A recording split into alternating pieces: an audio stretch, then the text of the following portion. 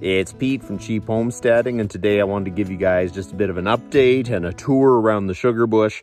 I am rushing around trying to finish up the tapping. Today is going to +3.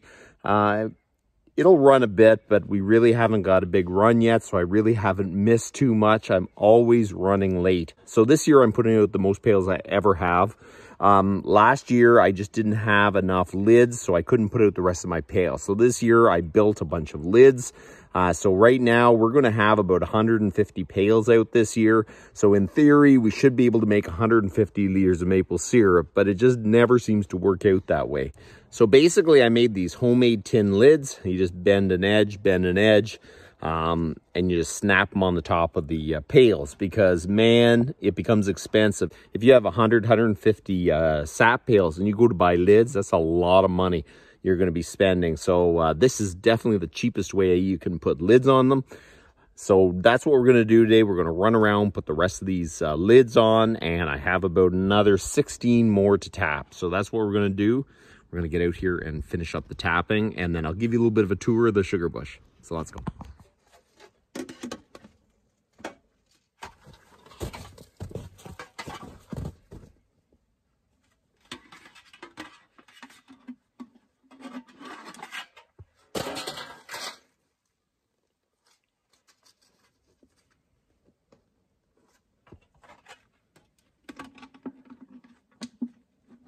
This area I haven't tapped for a while.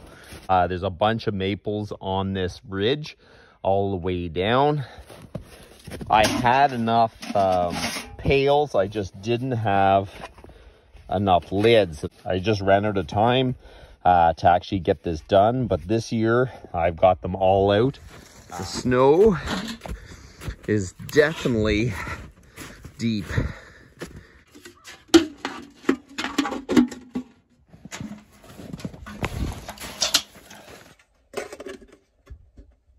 Okay, so I got to make some more lids. There's more pails out here than I actually... It would have been smart to actually count them before, but anyways. We'll head back to the shop and make a few more lids.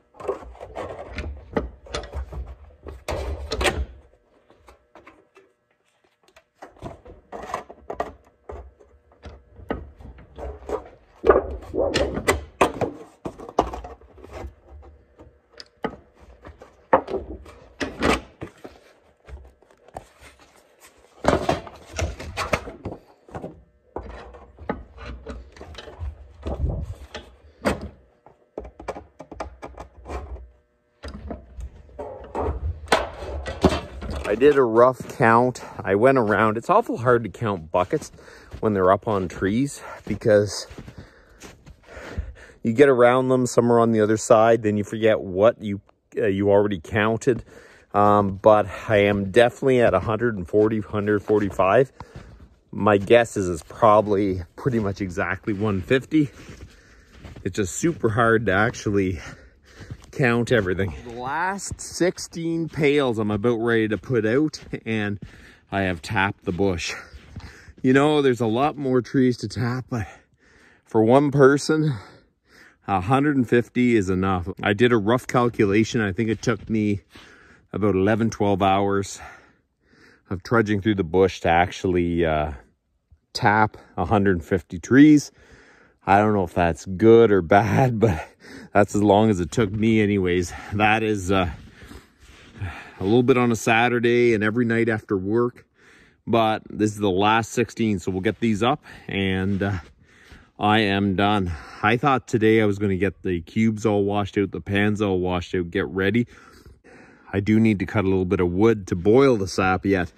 It all depends how the weather goes. I might be cutting wood and boiling at the same time, which is kind of not ideal, but it is what it is. So let's get the buckets up.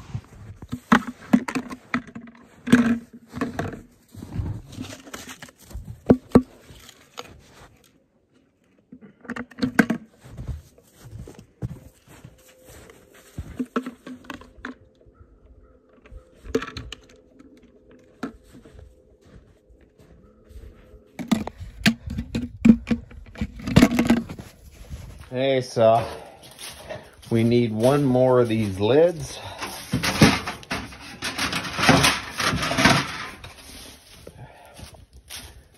There is a lot of work to do. I really hope it doesn't get really warm out. It's good for the sap, but not good for me because I don't have enough time to get this all done. There's one more over here I don't have a lid for, so we'll go put that on.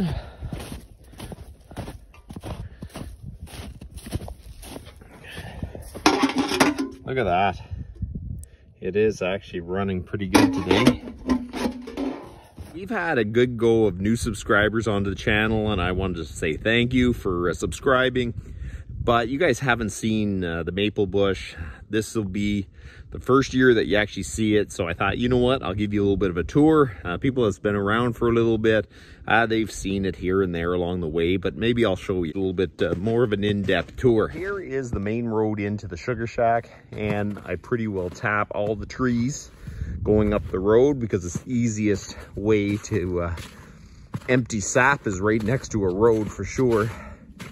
I built the sugar shack, I don't know, probably 7-8 years ago. It isn't really completed. I have a lot of work left to do on it, but basically I wanted to have a sliding door here. I wanted to have these doors so I could shut them and then open them to allow the steam out when you're boiling. I haven't worked on the last few years because it's kind of got to the point where it's just useful and I can come out and use it.